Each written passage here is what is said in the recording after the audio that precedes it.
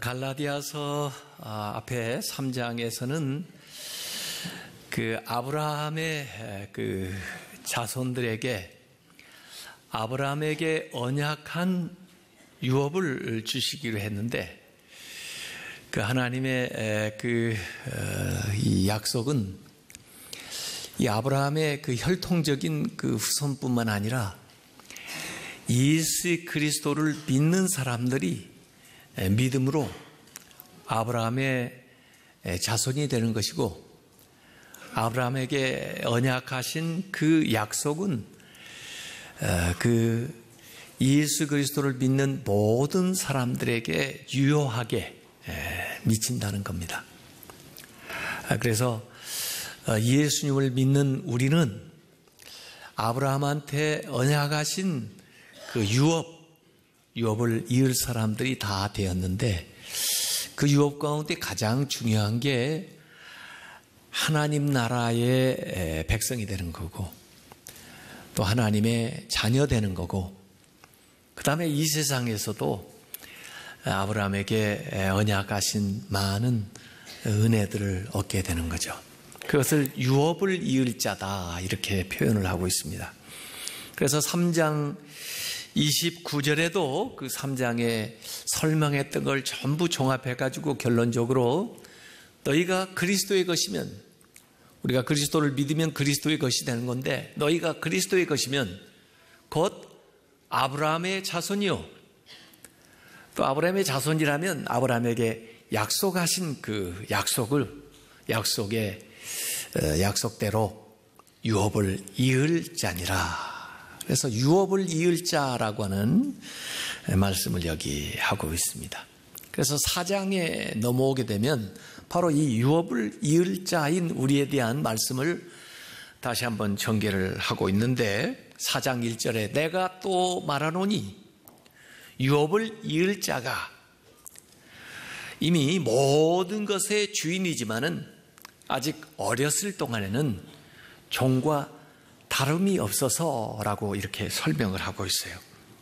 자, 우리가 이미 아브라함의 그 언약을 받을 유업을 이을 자이지만 어렸을 때에는 아직 그 많은 유업을 누리지를 못하고 종처럼 종과 같은 그런 생활을 할 수가 있으나, 그러나 실제적으로는 유업을 이을 자고 그 받은 것에 대한 주인이라는 거죠. 자, 그래서 바울은 과거의 율법 아래에 살아갔던 그 시대를 생각을 하면서, 그때는 율법이 이런 성년 후견인처럼 또 한정 후견인처럼 우리가 주인임에도 불구하고 우리를 종처럼 또 마치 자기가 주인인 것처럼 했던 시기가 있었다는 거예요. 그것이 바로 우리가 율법 아래에 살던 때다라고 1절부터 3절까지 소개를 했습니다. 그건 언제까지 하면 한시적인데, 아버지가 정한 시간까지 어렸을 때, 이렇게 때라고 하는 얘기를 계속 여기 강조하고 있어요. 이것을 초등학문 아래에서 우리가 종노릇 했던 것과 비교해가지고 얘기를 하는 거예요. 아주 기초적인 단계에서 훈련을 그렇게 받은 것이다. 초등학문이라는 것이 헬라어로 스토이케이아, 아주 초보적인 수준의, 그것이 율법이고 그것이 과거의 종교적인 가르침이었다는 거죠.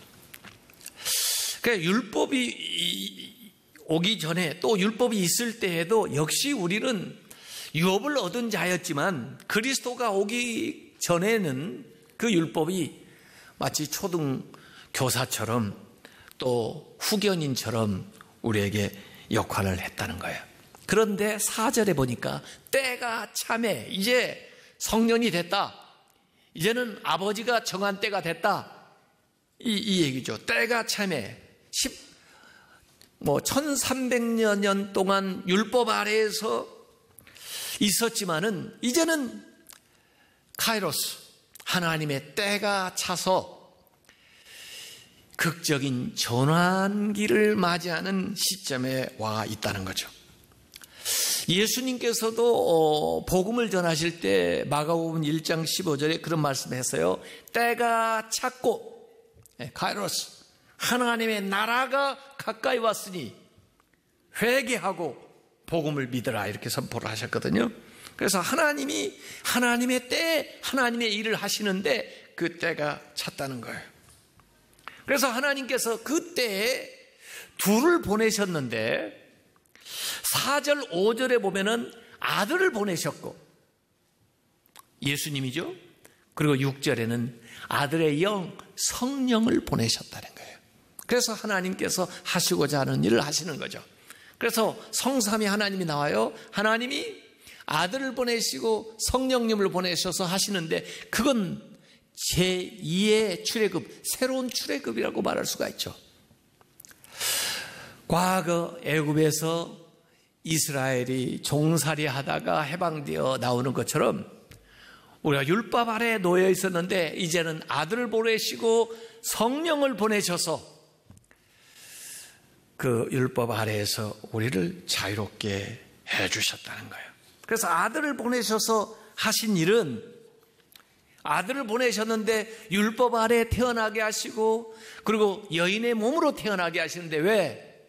율법의 요구를 완성하기 위해서, 또 몸으로 이 세상에 오셔서 할례도 받으시고 세례로도 받으시고 또 십자가의 고난을 받으심으로써 우리 육체를 지니고 있는 모든 인간들을 구원하시기 위해서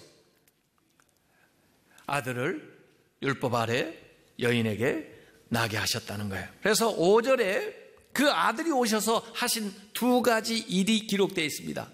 율법 아래에 있는 자들을 첫 번째 속량하시고, 또 두 번째는 우리로 아들의 명분을 얻게 하려 하심이라. 속량하시고 명분을 얻게 하는 거예요. 아들의 명분을요. 속량하신다는 것은 리딤, 죄의 값을 지불하고 또 종되었던 사람은 종의 값을 지불하고 해방시키는 거예요. 그게 속량하는 거고, 아들의 명분, 아들의 지위를 얻게 하는 거예요. 하나님의 양자가 되게 하는 거예요. 이걸 예수 그리스도께서 오셔서 하셨다는 거예요.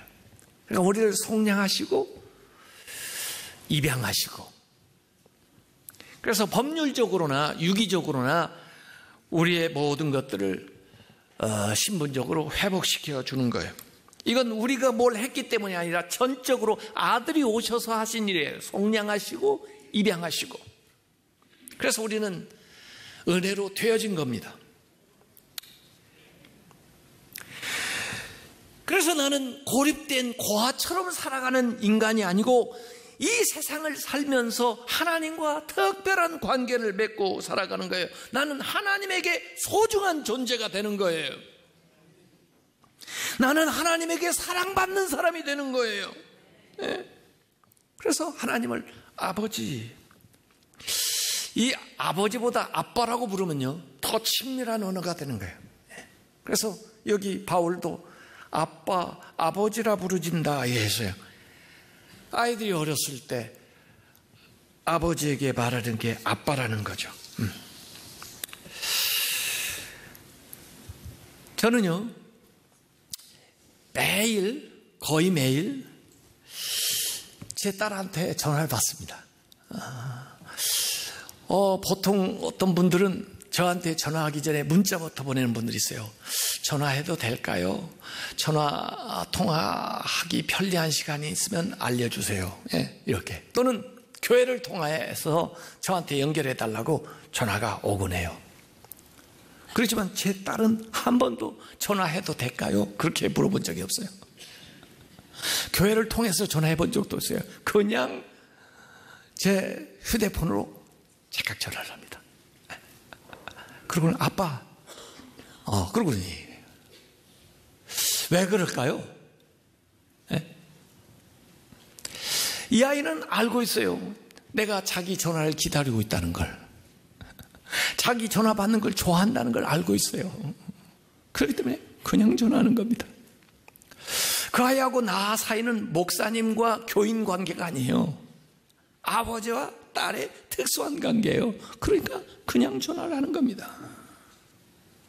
어떤 업무상 일도 아니고 어떤 공식적인 관계가 아니에요.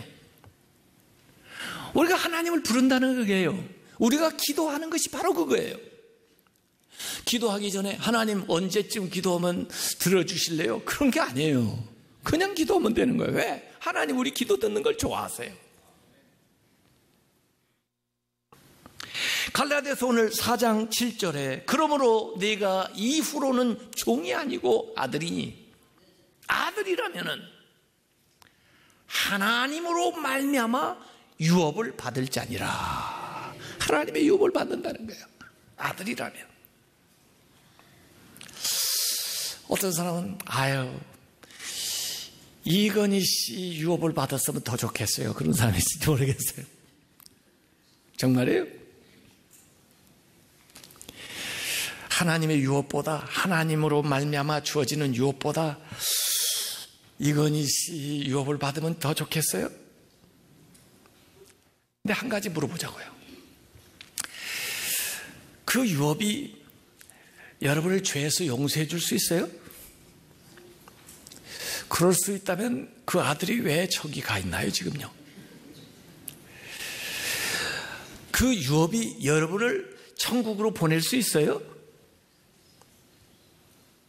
못 보냅니다. 그러니까 어느 정도 물질적으로 주는 혜택은 있겠지만 그것도 한계가 있어요.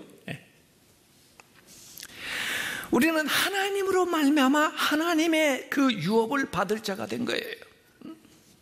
그건 과거에 내내 약속하셨고 또 앞으로 일어날 것에 대해서 계속 예언을 하셨는데 그것이 바로 오늘 예수 그리스도를 영접하는 그 순간에 나에게 들어오는 거예요.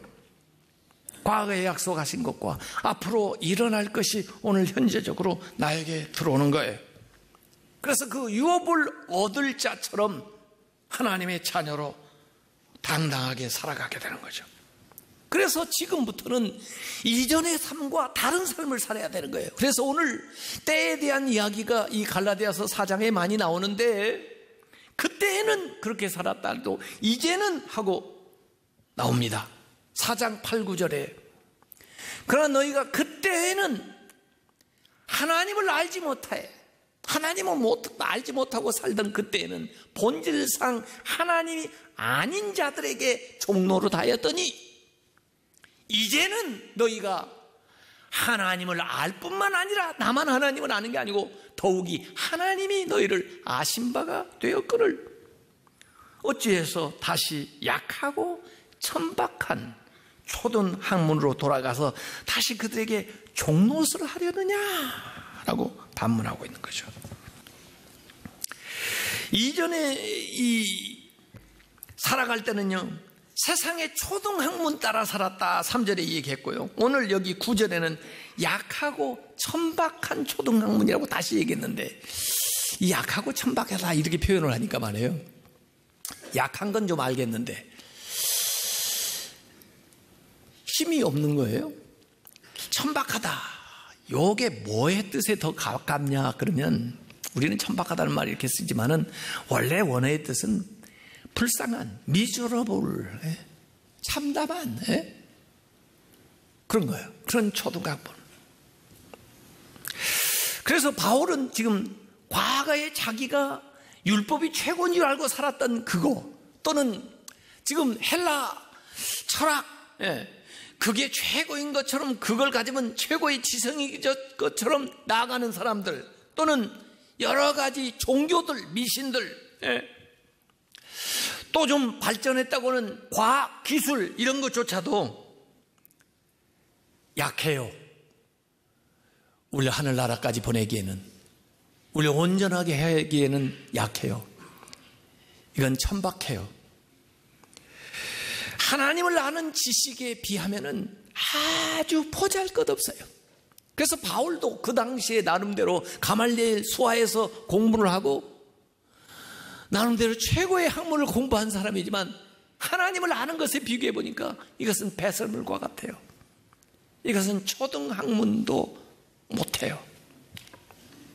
왜? 그리 돌아가리라는 거예요. 왜 그리 돌아가려고 하느냐? 그것은 죄도 없애지 못하고, 그건 우리를 도와주기에는 너무 연약하고 우리를 구원할 수 없는, 여기에 왜 돌아가려느냐 이거예요. 이제 하나님을 알게 됐는데, 하나님도 나를 아시는데 말이에요. 마치 박사과정까지 공부 다 한 사람이 유치원으로 돌아가나 마찬가지예요. 이미 다 끝나서 돌아왔는데, 한때 우리가 종처럼 살았지만 이제는 장성한 아들이 됐는데 어떻게 다시 이전의 종으로 돌아갈 수가 있겠느냐라고 얘기하는 겁니다.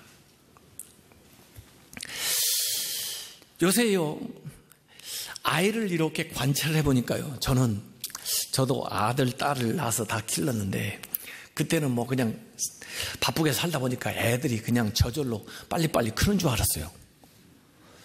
근데 요새 이렇게 보니까 애들이 참 늦게 크더라고요. 그 다른 동물들은 말이에요, 태어나는 순간 뭐 걸어 다니기도 하고 뭐 찾아 먹기도 하고 그러는데, 인간은 이거 돌봐주지 않으면요 살 수가 없어요. 그냥 먹고 자고 먹고 자고. 그리고는 모든 걸 다 해줘야 되잖아요. 먹여줘야 되고, 목욕시켜줘야 되고, 기저귀 갈아줘야 되고. 그러고는 한번 뒤집으면 잘했다고 그러는데 말이에요. 뭐 그렇게 대단해요 그게. 이야, 말도 못하고 말이에요. 그러면 짜증납니까? 아니요. 그런데 똑같은 인간인데, 나이가 좀 더 많이 들었다 뿐인데 치매까지 좀 와가지고 사람도 잘 구별도 못하고 똥오줌 자꾸 싸고 누워있고 잘 먹지도 못해가지고 먹여줘야 되고, 그러면 기분이 좋은가요? 짜증나나요? 대답은 하지 마세요. 다 알고 있는 일이니까. 왜 그래요? 왜 같은 인간인데, 왜 같은 인간을 대하면서 왜 그렇게 달라요? 잘 모르시죠? 모를 때는 자기가 하는 얘기를 그냥 해버리면 되는 거예요. 아무도 모르는데 우기는 게 장땡이라고. 제가 생각하기에는 아마 소망이 없어서 그런 것 같아요. 이렇게 돌아간다는 것은 참 가슴 아픈 일이에요. 우리가 이미 그 과정을 다 지나가 왔는데 그럼에도 불구하고 다시 돌아간다는 것은 참 가슴 아픈 일이라고요. 처음에 그런 과정을 겪었다는 것은 할 수 없는 일이지만은, 또 그건 감당한다 할지라도 다시 돌아간다는 것은 안타까운 일이에요. 절대 돌아가서는 안 돼요. 우리의 믿음 생활이 과거로 절대로 회귀해서는 안 돼요. No turning back. 뒤로 돌아가서는 안 된단 말이에요. 어떻게 얻어낸 구원인데, 어떻게 얻어낸 하나님의 자녀의 권세인데 그걸 버리고 다시 돌아간다니, 이건 말이 안 되는 거예요. 그래서 바울이 안타까운 얘기를 하는 겁니다. 그래서 예를 들어서 10절에 얘기하는 거죠.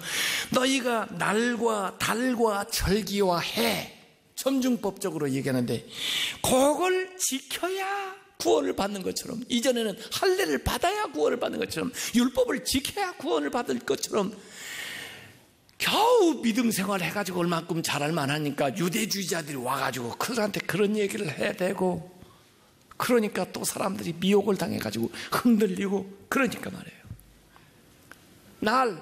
나쁜 건 아니에요. 안식일을 지켜야 되고 구원받아. 안식일이 물론 중요하죠. 그러나 안식일을 지켜야만 구원받는 게 아니에요. 왜 안식교도들은 그런 얘기를 합니까? 안식은 주 안에서 이루어진 거예요. 물론 절기가 중요해요.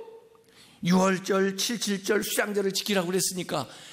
그런데 그걸 지켜야만 구원받는 게 아니에요. 그건 사실은 그리스도 안에서 예수 그리스도가 완성한 거예요. 물론 우리의 믿음을 이끌어주는 그 형식의 틀이 중요해요. 그러나 그 틀보다 더 본질적인 것은 내용이에요. 진리예요. 그 진리의 요체가 예수 그리스도예요. 그 믿음을 가졌으면 그것들이 역할을 해서 그만큼 왔으면 감사한 것이고 그 과정을 지났으면 다행이고, 그런데 왜 다시 되짚어 돌아가려냐 하는 거예요. 그들은요, 달에 대한 것도 많아 있습니다. 월삭도 있죠. 아비몬이라고 이삭의 달, 시부월이라고 꽃의 달, 예다월이라고 물이 넘치는 달, 불월이라고 비의 달, 뭐 이런 안식년, 희년, 뭐 거기에다가 목을 메고 금식일, 이런 것들을 지켜야만 되는 것처럼 가르치고, 그렇게 매이는 것은 얻어낸 자유를 스스로 저버리고 종노릇하는 거, 이런 뒤로 돌아가는 꼴이 되는 거죠.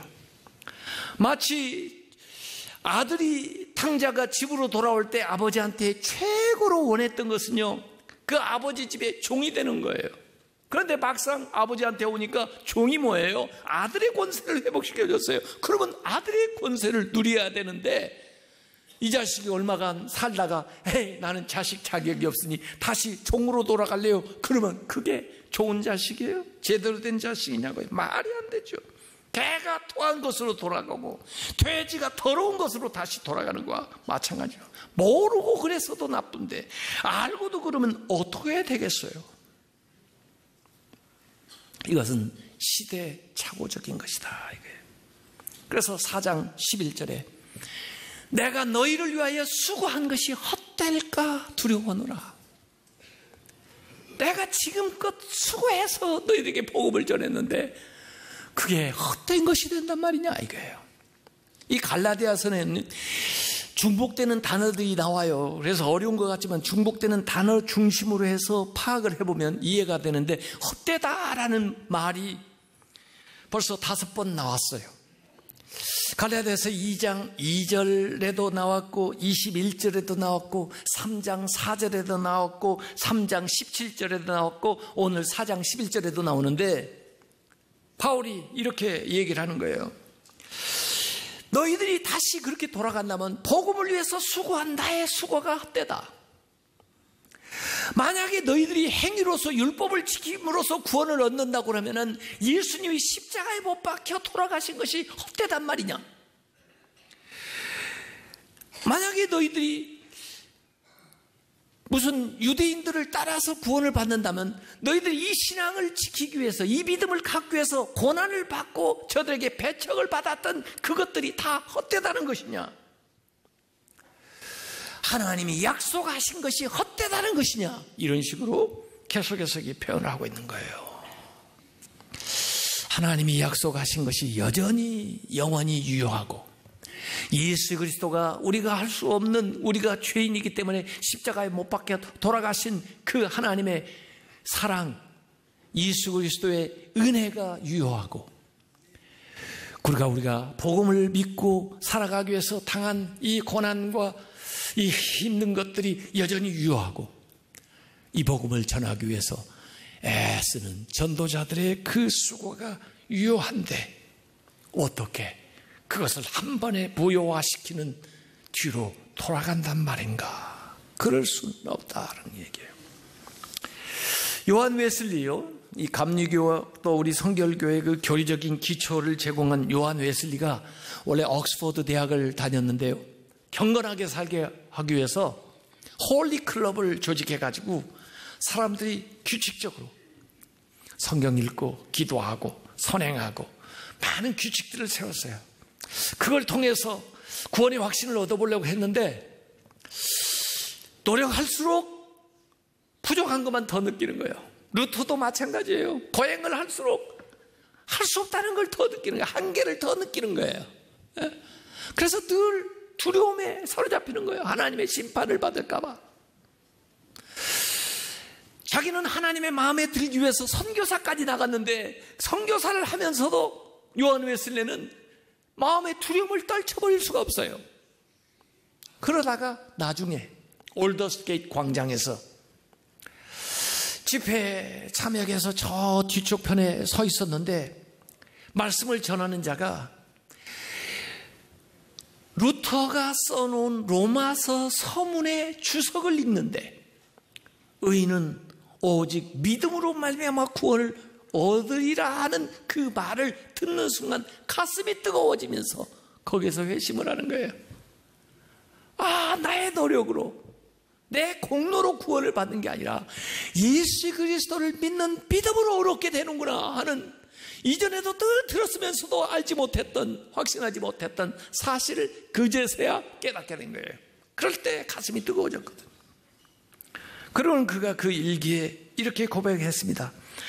나는 당시에 아들의 믿음이 아니라 종의 믿음을 가지고 있었다 하는 거예요. 그전에는 종의 믿음을 가지고 있을 때, 그래서 두려운 거예요. 항상 주인 앞에 정말 잘하고 있는지 확신이 안 서는 거예요. 아들의 권세를 갖고 난 다음에는 자유함이 오고 기쁨이 있고 평안이 있는 거예요. 기독교는 종의 종교가 아닙니다. 아들의 종교인 걸 믿으시기 바랍니다. 다른 종교들은 전부 다 종이 되라고 그럽니다. 종의 종교를 가르치는 거예요. 종은 두려움 때문에 복종하나 아들은 사랑 때문에 순종하는 것입니다. 종은 항상 가도 가난하지만은 아들은 부유합니다. 종은 미래가 불투명하지만은 아들은 미래가 확실합니다. 우리가 바로 그 유업을 이을 자이고, 그 유업은 예수 그리스도를 통해서 우리에게 약속된 그 유업을 아브라함의 믿음을 좇아서 얻게 된 것을 믿으시기 바랍니다.